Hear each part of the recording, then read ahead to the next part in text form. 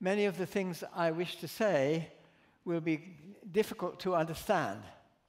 I apologize that tomorrow I shall speak to experts, and I think they will find it more difficult to understand than you will, because some of the things I want to say are unconventional. When I say something unconventional, I will explain that it is unconventional. Now, 1 minute, I have to, how do I move things here? Yes, okay, red and green. Now, the title has to do with Hawking points. Now, that's already unconventional, because in standard cosmology, I shall be talking about cosmology, in standard cosmology, they don't have such things. Now, to tell you what they would look like, if you had eyes that could see microwave radiation, not ordinary light, but microwave radiation, and you were out in space, I claim that you would see certain spots in the sky which are about 8 times the diameter of the full moon. So, not very big, but the full moon, it seems big to you, but just because we're used to it. But 8 times the diameter of the moon, sometimes slightly smaller, but never bigger than that. Now, these spots are not part of conventional cosmology. However, they are an expectation of the scheme that I wish to describe. Now, first of all, I want to show you a picture of the universe. This is a picture of the universe. It's a space-time picture. Those of you who attended the previous talk will understand about space-time pictures. Time is the dimension going up in the picture. Space is going around. Now, I have to, in order to get the whole picture in, I have to suppress 2 dimensions of space. So we have 1 dimension going horizontally. In fact, perhaps I will show you the next picture. It doesn't move exactly when I mean it to, but all right. The blue section shows you, roughly speaking, 1 time. So that you imagine that blue section moves up the picture, and at any one time, you have a section through this picture of the universe. As you see at the bottom, let me go back. I have to get used to the time delay. Yeah. Oh, no, that was meant to be backwards. I was told that if I press the red button, it goes backwards, and the green button, it goes forwards, but it doesn't seem to do that. Okay. Yes, so the Big Bang is at the bottom. That's supposed to be the beginning, and then the universe expands outwards, and as the time progresses, it slows down in expansion a bit, and then it starts to accelerate in its expansion. This is a fairly recent discovery, this acceleration of the expansion, which is often called the effect of dark energy. I call it the effect of Einstein's cosmological constant, which is a term that Einstein introduced into his equations for general relativity. For the wrong reason, he wanted a static universe, but when it was found that the universe expanded, he retracted his cosmological constant. It's called the lambda term. But unfortunately, or fortunately I should say, that his introduction of this term does describe the way the universe has this expansion in the remote future. Now, there's another feature of this picture which may seem puzzling. At the back, it's sort of got frilly. That's because I don't want to prejudice the issue as to whether the universe actually closes up and is spatially closed, or maybe it is open and it goes and does complicated things. So I'm not going to be concerned with that, except that I shall describe the 3, I'm sorry, there is a time delay in my, I want the next picture. Perhaps if I say, next picture, please. This thing doesn't seem to do much. Next picture, please. Yes, now you see these are some pictures due to the Dutch artist M.C. Escher. and they describe the three types of uniform geometry. At the top left, we see a picture. These are all in terms of angels and devils. It's very clever how he does it all. In the top left, we see the ordinary Euclidean geometry, which is a flat geometry. At the top right, we have the positively curved geometry, which you can think of as the surface of a sphere, except that you have to think of more dimensions. This is only a two-dimensional geometry. In 3 dimensions, it's a similar thing, but one more dimension. But the positive curvature is the one at the top right. The one at the bottom is the picture of negative curvature. That is the third kind of geometry. Cosmologists tend to believe it is more or less flat, the top left one. However, it doesn't make much difference, and what I want to say, we don't care too much which it is. But the reason I have the frilly geometry at the back is just so that I don't want to prejudice the issue. The picture at the bottom will have importance for us later on, and I'll come back to it. Now, I want to move to the next picture, if I may, which I should talk about it if I could remember what it is. It's just the one we just had. So this is our universe. Now, I want to say something about the Big Bang. Some people would say this picture is inadequate because it does not describe the very early stage of the universe, which is called inflation, or cosmic inflation. Now, there are 2 reasons why I don't describe it in the picture. One of them is that perhaps I do, because it's really in the little point at the bottom, completely squashed up into that point, and you would not see it. The other reason it's not in the picture is that I don't believe it. So this is one thing which is different from standard cosmology, is that I don't believe in the initial inflationary phase. Now, I want to show you what inflation looks like, if it is there. We need a very powerful magnifying glass to have a look at it properly, and the next picture shows you what you would see. You would see something which looks very like the remote future. It has this exponential expansion, which is what we are, again, beginning to see on a completely different scale in the remote future. However, there is supposed to have been such a phase in the very early universe.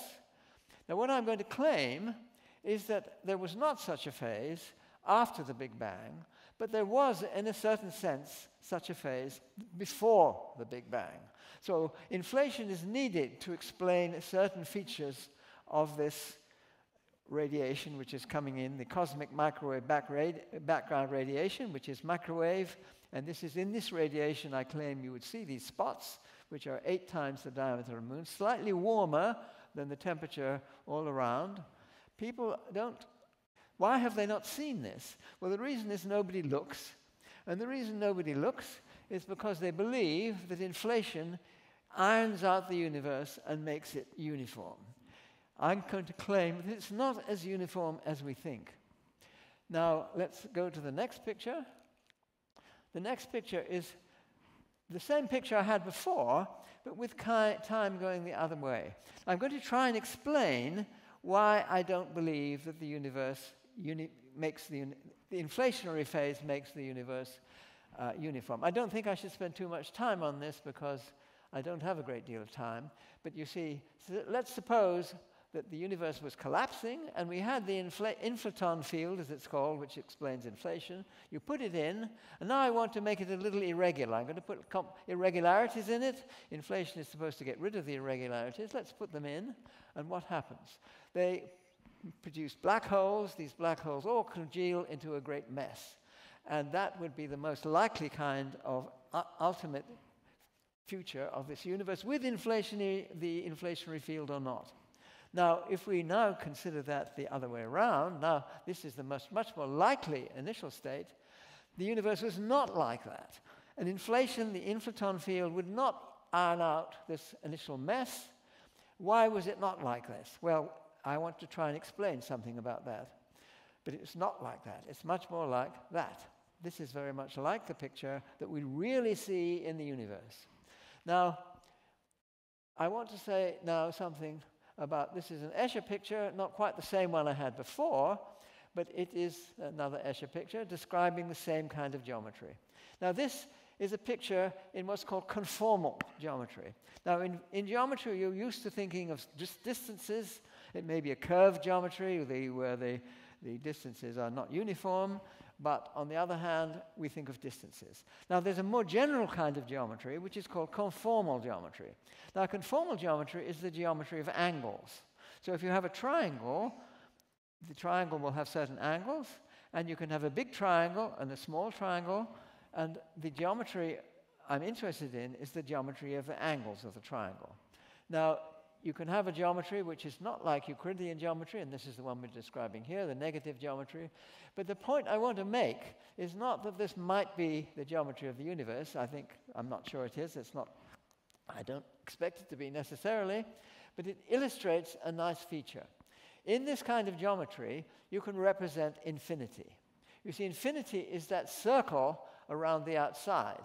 And you see that the little fish, or whatever they are, that very, very small, but they think they're just the same size. In the geometry being described, the white ones and the black ones each think they're exactly the same size and shape, no matter how close to the boundary they are. But from our perspective, we can do a conformal map which squashes the whole picture down so that infinity is represented by a finite boundary. Now, this is a very useful trick in relativity, and I'm going to use this trick in space-time, not just in this two-dimensional space, but in four-dimensional space-time. Now, in order to describe the geometry of space-time, it's really best to talk about the light cones, or the null cones. You see, in the top picture, on the left-hand side, we have a light cone, or a null cone. And this describes a flash of light. So you imagine at the vertex, that little point in the middle, suppose there is a flash of light. On the right-hand side, you see a spatial description, and that one has all the dimensions in it. On the left-hand side, I had to throw one of the dimensions away, and as the light goes outwards, first of all, it's a point in the middle, and then it reaches the red sphere, I think it's red, and then the blue one. I can't see the colors very well, so you'll have to correct me on that.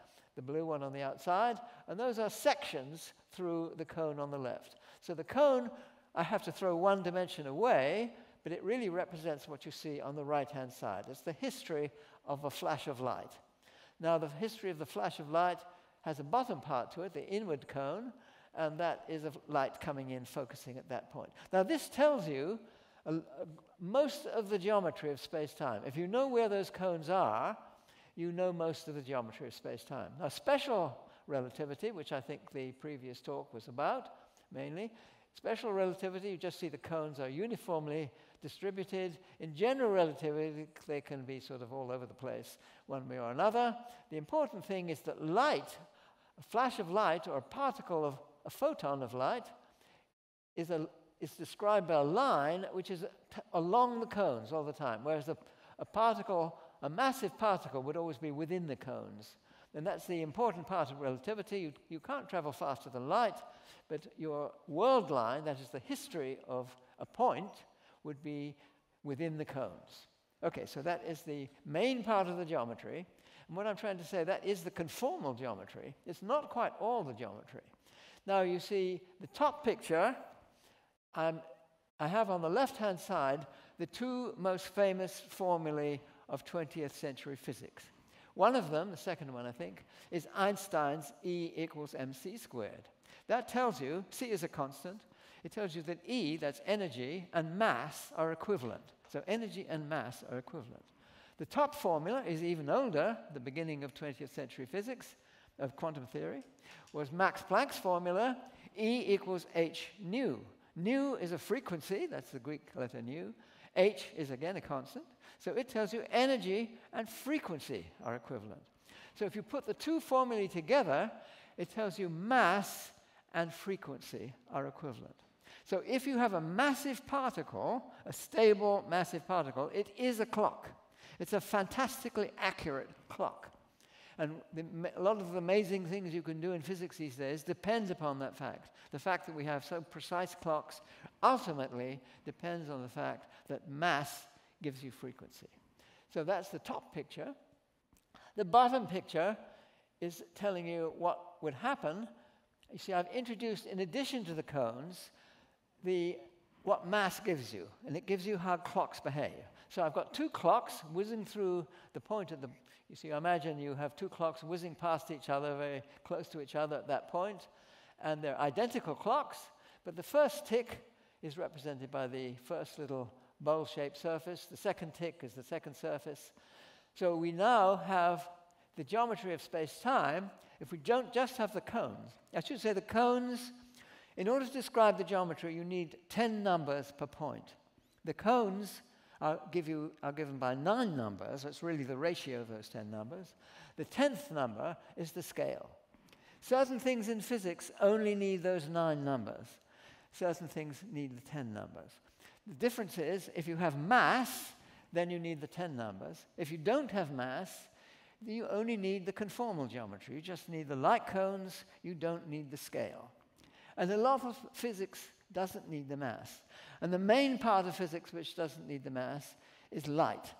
Photons have no mass, and in the bottom picture you see a photon going along the cone. It never even meets the first cone, the first bowl-shaped surface. So that the photons don't need the mass, they only need conformal geometry. So this is an important point in the diagrams that I want to describe to you. Now here is a little trick. It's just a trick, but it's an important trick. What I've done at the top is, like the picture we just had, the Escher picture, I've squashed down infinity so that it is a boundary. So the purple line on the left, well, it's at infinity, you don't see it. But on the right, I've squashed it down, just like in the Escher picture, to be that boundary at the top.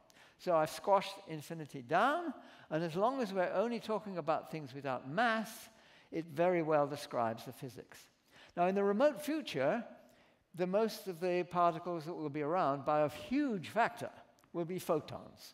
And the photons, we see the picture that I described here came about because I was worrying about the future, you see, and I'll explain a little bit about why I was worrying about the future. That comes on later, but let me talk about the beginning too. The Big Bang, I've done the opposite trick. I've stretched it out, and that is another boundary. So there's nothing unconventional about this picture. It's not usually drawn this way by cosmologists, but it's a perfectly reasonable way to draw it. Now, the point I'm making here is in the remote future, we have things with no mass, and so even the physics is pretty well described by this picture. And in the past, it's the other way around. You see, in the remote future, you have it's very cold, very rarefied. In the remote past, in the Big Bang, it's the opposite. You have very, very hot and very dense, but in a certain sense, they're very, very similar. And if you didn't have mass, they would be extremely similar. And that's the important point I want to make. Now, you see, why do I say that in the remote past, near the Big Bang, it's good enough to ignore the mass? Well, it's a different argument. There, things get so hot, everything is moving around so fast that the energy in their motion is much greater than the energy in their mass. And so the particles are described very well by a particle which has no mass whatsoever, because the mass that it has is completely swamped by the energy in its motion. And so again, you can legitimately describe the physics by things with no mass. And so the picture is a good physics picture too. Now, I want to elaborate on this a little bit. First of all, in the past, now, you see, why does the picture not have that great mess which I described? That's a much more likely thing to be the beginning of the universe. Why do I say much more likely? Well, if the universe was chosen at random, it would be like that great big mess at the beginning, not just like the very nice smooth picture that we seem to see. Now, this is a feature of the second law of thermodynamics. Now, what does the second law of thermodynamics say? It says that randomness increases. Well, it's called entropy, which is roughly speaking a measure of randomness, and it tells you as that time progresses, randomness increases. Now, this then tells you that if you go back in time, the randomness should be very, very small. So the universe was not random. Now, this is a thing that people have trouble trying to come to terms with, and they try to make inflation get rid of all irregularities, but it doesn't. And I tried to say that in the earlier description. I don't think I should say any more about that much, but let me say something about this picture up here. Now you see, as you go back and back and back in time, another way of saying the second law is that if you go backwards in time, things get less and less random. The entropy goes down and down and down. Now what's the earliest thing that you can directly see? That's the origin of this microwave background, this radiation which is coming in all directions. It was discovered, it twice got the Nobel Prize. Once it got the Nobel Prize for its discovery. Secondly, more or less got the Nobel Prize because of this picture here. This picture is describing more detail what the radiation is like. It's telling you the bottom, we see the horizontal line at the bottom, the x-axis if you like, is the frequency, and the y-axis going up is the intensity. And that tells you what you see in this radiation. And then you see these lines which are error bars, and these are exaggerated by a factor of 500. So you must consider that the error bars are hugging that incline. So it's a very good picture of what that radiation is like. Now there's a bit of a paradox there, because what is this a picture of? This is the famous Planck curve, which describes, well, maximum entropy. It tells you what a state of maximum entropy, what radiation and matter in equilibrium with each other, the radiation would follow that curve. So what do we see? You go back and back and back in time, the entropy should be going down and down and down until the first point that you ever see, the entropy is at a maximum, because this curve is telling you it's at a maximum. And that seems like a paradox. I regard that as the mammoth in the room. Why don't cosmologists worry about that? Because it should be a state of very low entropy, whereas you see a state of high entropy. Now, it's not a paradox. Why is it not a paradox? Because what we are seeing is radiation and matter in equilibrium, and that's fine. Okay, the universe is expanding, but that's a minor point. That's not the point of the argument. The point of the argument is that what you're not seeing in that picture is the entropy being low in gravity. And this is a crucial point of the picture. Now you see here, the top picture here, I just have a cartoon. Suppose you have a box and you have a gas in the box, and initially it's tucked up in the corner, and you remove the partition, if you like, and the gas then spreads out. So uniform state represents high entropy for a gas in a box. Now what about the bottom picture? Now these are gravitating bodies. You imagine, say, a galactic scale box, and these are stars or something. And then you see, you could start off with a uniform state, and as the entropy increases, it gets more and more clumpy. So what you're seeing in the universe is a combination of the top right picture and the bottom left picture. Uniform sky. This indeed is what you see. This microwave background is extremely uniform over the whole sky, which is consistent with low entropy in gravity and high entropy in matter. And that is what we see. So the puzzle that we've got to explain is, why was gravity not why was it sort of aloof to all this raising of entropy? Okay. Well, you see, it's important too how we live, because you see, we live off the sun, and people say we get energy from the sun. That's not really correct. Schrödinger was first, I think, to point out what we really get from the sun is energy in a low entropy state. The sun is a hot spot in a dark sky, and because of Planck's formula, the energy comes to us in a small number of photons, and it goes away in a large number of photons. I don't want to talk about that picture particularly, but it's an illustration of we're living off the fact that the universe has condensed, and the matter in the universe is condensed into these hot spots, which are stars, and that's what we live off. That's how we our entropy is kept low because of the sun being a hot spot in a dark sky. So, okay, this is consistent with the picture I've shown you here, that the gravitational degrees of freedom are not excited. They're very uniform, and one way of saying that is in this picture. I had another complicated way of saying, which I won't describe to you, but my former student, Paul Todd, had a much better way of saying it, and that is just this picture. It's saying that conformally, you can stretch out the Big Bang and make it a nice, smooth boundary. That's not unconventional. It's not the way you usually hear it from cosmologists. It's a picture of the way the universe is. That's not unconventional.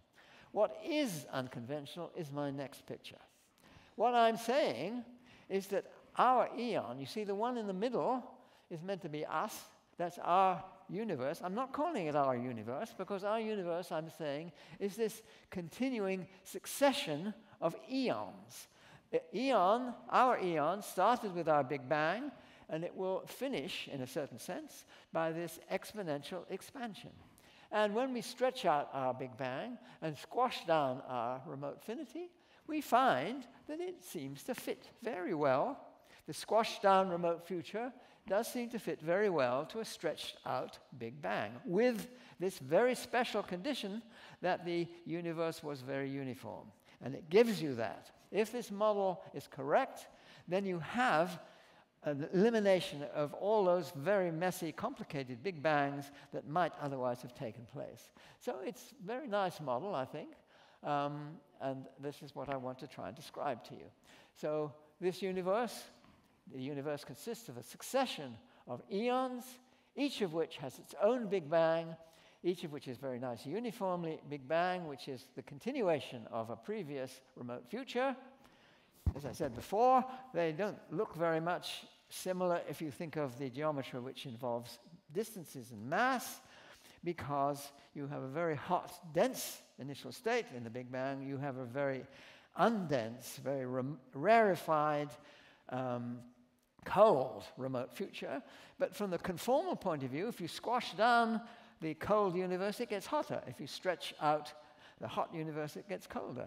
And so even the physics matches very, very beautifully. Now I want to say something else which I've not described as yet, which is an important feature about the remote future, and that is black holes. It's very important because it's where all the entropy goes in the remote future. This is a picture, a space-time picture of a black hole. People usually represent it by a black blob, which doesn't tell you very much. But if you put the light cones in, you really see a lot of what's going on. I'm not going to spend too much on this picture, but you see the cones tip over in such a way that they become, the outer side of the cone becomes tangential to this cylinder at the top. That is the event horizon, and you can see that a particle which falls in gets trapped and it cannot escape. So this is a conventional picture of collapse to a black hole. Now what happens to black holes in the remote future? What happens is, well, this is, first of all, I put the black holes in the picture now, so it's not really to scale now anymore, but never mind. Those are now the lines representing the singularity. As I should have said, that the Big Bang is considered to be singularity, where curvatures go infinite, and the black holes have singularities in their middles, which is where curvatures go infinite. That's where I mark things in red. But never mind too much about that. Now, what happens to the black holes? Well, according to Stephen Hawking, if you wait long enough, then these black holes will start to radiate away. They will radiate away. To get a picture of this, there are a lot of black holes which are very, very big, supermassive black holes. Our galaxy has a black hole in its center which is about 4 million times the mass of the Sun. It's a relatively small one from some other galaxies. There is the Andromeda galaxy, which you can see in the night sky. The Andromeda galaxy has a black hole which I think is about 40 times bigger than ours. Never mind. The biggest ones which we seem to see, how long would you have to wait? You see, the universe has to expand and get colder and colder and colder. This radiation is very, very, very, very cold. If you have to think of the hottest temperature you ever get in these things, you have to compare it with the coldest temperature ever made on the Earth. But when the universe expands and expands and expands, it gets very, very cold. And then the black hole becomes the hottest thing around, and then it evaporates away by Stephen Hawking's black hole evaporation. Now, the biggest ones, actually probably not the biggest ones, it would even be longer than this. But how long would it be? Think of a googol years. What's a googol? It's not a very scientific term, but think of 1 followed by 100 zeros. That's a googol. You write it all out into an ordinary notation, that would be a googol. Now, if you wait that many years, some of these supermassive black holes will have gone off, bang, pop, or whatever it is. Some of them won't have. They take an awful long time. But we're talking about infinity. Infinity is a lot longer than an awful long time. So these things will all disappear. Now, the crucial point about this in my picture is that although that radiation spreads out and spreads out and spreads out, if you remember that picture, I don't know if I've got it here. You see, I've got them going off pop here. The actual final disappearance of them is a relatively boring thing. I called it a pop. Okay, you can think of it as a nuclear explosion or something, but cosmologically it's really very, very trivial. Almost the entire mass of that black hole, which could be the entire mass of a galaxy, it probably will ultimately be the entire mass of a cluster of galaxies. Galaxies tend to be in clusters. Ours is a relatively small one. There are lots of bigger clusters of galaxies out there. And their supermassive black holes will finally swallow each other up. We are in a collision course. Our supermassive black holes are in a collision course with the Andromeda galaxy's black hole, and they will spiral into each other, and there will be some explosion when that happens. I'll say a little bit about that, but I want really to talk about the Hawking effect, which is really what I'm talking about. So let me go to the next picture. You see, can you observe? I used to talk about this thing, and I'm thinking that there's probably somebody telling me how much time I have left. 5 minutes, is it? Thank you. I used to think, I gave lots of talks for a while, and thinking that nobody will ever be able to prove me wrong, so I can talk about this forever. However, I then began to think of, well, maybe there are observational effects. Now, this picture is showing you one of them. These are a collision between supermassive black holes. The horizontal plane in the middle is the join between the previous eon, which is before that thing, and our eon, which is above it. And this is us right at the top. Looking back, that's our light cone, and seeing the effect of supermassive black holes in the previous eon colliding. And I'm not really talking about that, but this is a picture of my colleague Vahe Gursajan plotted out lots of these things in the sky, and they form a very uniform, non-uniform distribution. You see these things in the sky.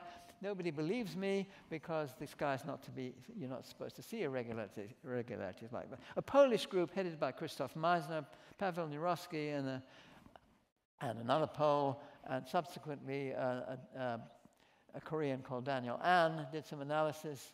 This is I should say the first one was the Planck data, the WMAP data. That was one satellite sent out. This is a more sophisticated satellite called the Planck data, and you see that it's still very, very non-uniform. People didn't like that because they didn't link the non-uniform. I didn't want to go too ahead. Can we go back just for a second, please? That one showed the concentration of the centers. Well, let's go on to this picture. Now, this is now something else. Now, below that plane, you see the bottom, the red plane, is the crossover between one eon and the next. So we're seeing supermassive black holes finally evaporating away, and you have to imagine that googol years, if you like, but remember the Escher picture I showed you? Right up on the edge, you see those angels and devils, or the fish, or whatever they are, get very, very, very, very tiny, so that everything that happens, even though it's a long, long time, is squashed into a tiny point. So the supermassive black hole, the entire radiation of that supermassive black hole will be concentrated into a point. And we now, just Vahe Gursajan and I, by using one method of analysis, and the Polish group using another method of analysis, seem to see these points. Now, it's mainly the Polish analysis which I'll talk about because they give a figure to it. They looked at, first of all, at the WMAP analysis, and they found a confidence level that this is a real effect of 99.4% confidence. Now they looked again. This is perhaps a good picture of, let me just explain what I was just saying a minute ago. They looked again, and they found these Hawking points with a 99.98% confidence. So it's pretty clear they're there. They are seen both in the W map and in the Planck data. The 5 most prominent points are in exactly the same places. This picture is just to give you a cartoon. The bottom line is the crossover between the previous eon and ours, and you see the Hawking, the evaporating black hole, producing a big explosion. As all the energy in that black hole's radiation comes through, it spreads out. The next line is what you see. That's the cosmic microwave background. That is 380,000 years after the Big Bang. And a point spreads out to 4 degrees in the sky. So when you see these spots, which are 8 times the diameter of the moon, that is what you see. That's you looking back, you see not the point, the Hawking point is the point at the bottom. What you see is the spread out spot out to 4 degrees in the sky, which we claim is the result of a Hawking point. Now, maybe there's some other explanation which somebody will come about, which tells us, you see, you can't have inflation in this picture. It would spoil the whole picture. It would have to be explained in some other way. I haven't heard of any other explanation, so I'm leaving you with this. This is what I'm claiming we are actually seeing. We're seeing the spread out in the 380,000 years where a point at the Big Bang becomes what you see in the microwave background spread out to 4 degrees. Thank you very much.